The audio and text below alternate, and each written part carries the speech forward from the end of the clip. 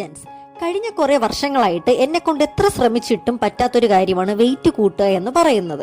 Wait കൂട്ടുന്നതിന്റെ ഭാഗമായിട്ട് നല്ല രീതിയിൽ ഭക്ഷണം കഴിക്കുകയും അതിനനുസരിച്ച് ഓടിയും ചാടിയൊക്കെ എക്സസൈസ് ചെയ്ത് ആ കഴിച്ച ഭക്ഷണം നല്ല രീതിയിൽ ഡൈജക്ഷനിൽ കൊണ്ടുവരാനും ഞാൻ ശ്രമിക്കുന്നുണ്ട്. ഇനി നമ്മുടെ ചാലഞ്ചിന്റെ റിസൾട്ട് വരാനായിട്ട് വെറും ഒരാഴ്ചയും കൂടെ ബാക്കിയുള്ളൂ. ആദ്യമായിട്ടാണ് ഞാൻ യൂട്യൂബ് ചാനൽ പണയം വെച്ചിട്ട് ഒരു റിസ്ക് ചെയ്യുന്നത്.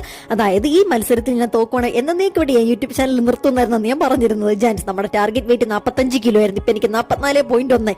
ഇനി കഷ്ടിച്ച് 1 കിലോ കൂടെ കൂട്ടാനായിട്ട് അത് 2 ഏത്തപ്പഴം കഴിച്ചിട്ടാണെങ്കിലും ഞാനത് കൂട്ടിയെടുക്കും. ജാൻസ്, എനിക്കിപ്പോൾ ഭയങ്കര സന്തോഷം, കോൺഫിഡൻസ് കൂടിയിട്ടുണ്ട്. അതിനുശേഷം ഞാൻ പിന്നെ കുറച്ച് വന്നിരുന്നു പഠിക്കാനായിട്ട് തുടങ്ങി. വൈകുന്നേരം വിളക്കൊക്കെ കത്തിച്ച് പ്രാർത്ഥിച്ചിട്ട് ഞാൻ നേരെ പഠിക്കാനായിട്ട് കയറി. കാരണം നമ്മുടെ പരീക്ഷയ്ക്ക് ഇനി അധികം ദിവസമില്ല.